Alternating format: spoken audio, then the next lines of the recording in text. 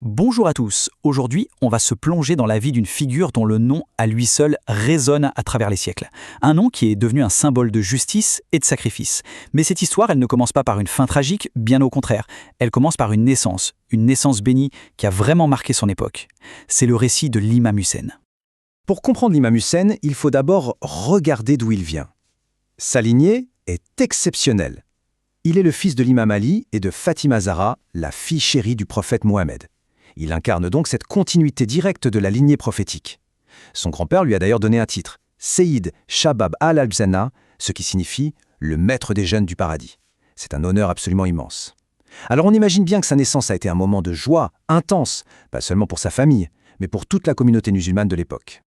En fait, sa venue au monde, ce n'était pas un événement ordinaire.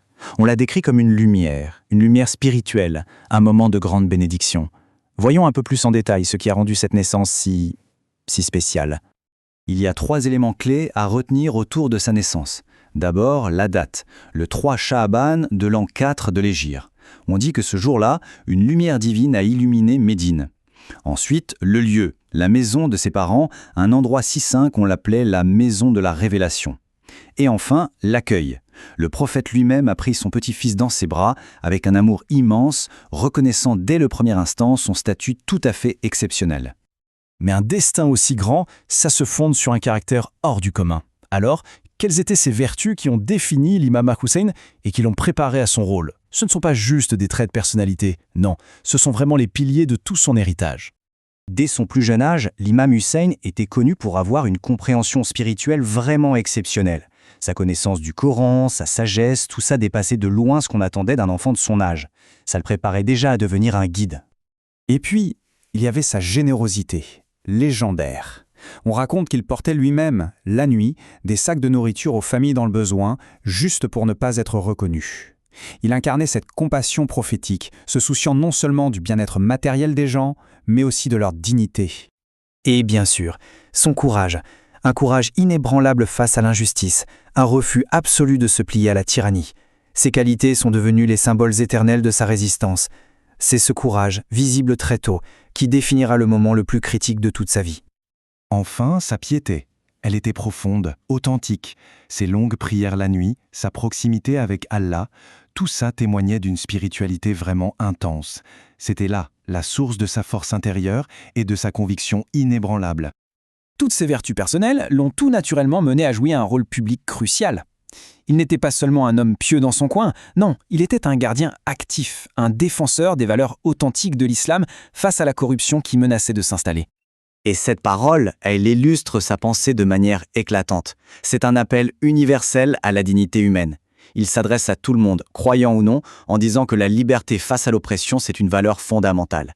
Il nous rappelle que même sans la foi, on peut et on doit être libre dans sa propre conscience. Ces enseignements, on pourrait les résumer en 3 grands piliers. Premièrement, la dignité humaine, le refus catégorique de l'humiliation. Deuxièmement, la justice sociale, l'obligation de toujours défendre les plus vulnérables. Et troisièmement, la vérité et le courage, le devoir de dire ce qui est juste, peu importe le prix à payer. Et ce sont ces principes qui l'ont conduit à l'événement qui a scellé son héritage pour l'éternité. Karbala. Ce n'est pas juste une bataille, attention, c'est un sacrifice suprême, une prise de position radicale pour la justice. Le décor est planté. On est le 10 Muharram de l'an 61, dans la plaine de Karbala. D'un côté, l'imam Hussein et ses 72 fidèles compagnons. De l'autre, une armée de milliers de soldats. La disparité des forces était écrasante, c'est le moins qu'on puisse dire. Mais ce combat n'allait pas se jouer sur le terrain de la force militaire, mais sur celui des principes. L'imam Hussein s'est retrouvé face à un choix fondamental, soit prêter allégeance à un dirigeant qu'il considérait comme corrompu et injuste, et donc vivre en sécurité, soit rester fidèle à ses principes. Il a choisi la vérité, en sachant très bien que ça signifiait sacrifier sa propre vie et celle de ses proches pour préserver les valeurs authentiques de l'islam.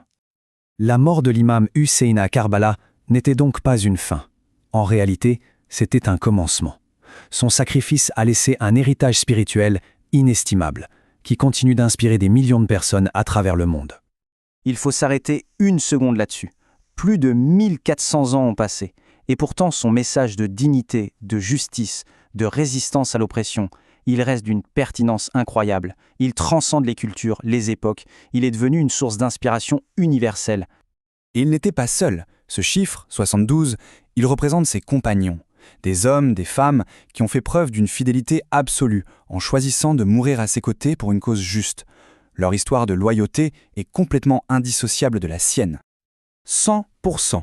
C'est le symbole de son engagement total. Il n'a rien gardé pour lui. Il a absolument tout donné pour la justice, sa famille, ses amis et jusqu'à sa propre vie. C'est l'incarnation même du sacrifice pour une cause plus grande que soi.